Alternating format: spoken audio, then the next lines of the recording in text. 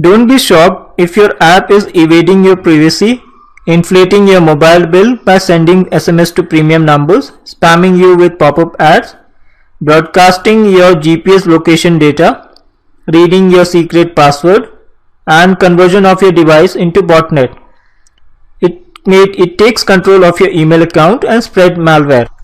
Some of the malicious apps are Cleaner, Photoshop tutorial free, Cute wallpaper, TV Mera Live, TV Zurera, NFL puzzle game, Cricket World Cup and Team, Spy Pro, and the list goes on. Why are they successful?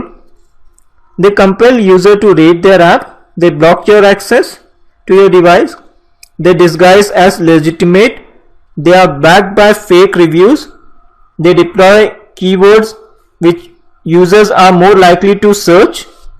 The safety tips or the safeguard would be to install app only from a Play Store, enable app verification on by following the proper steps of verification, never install app asking for too many permissions, unknown developer is malicious.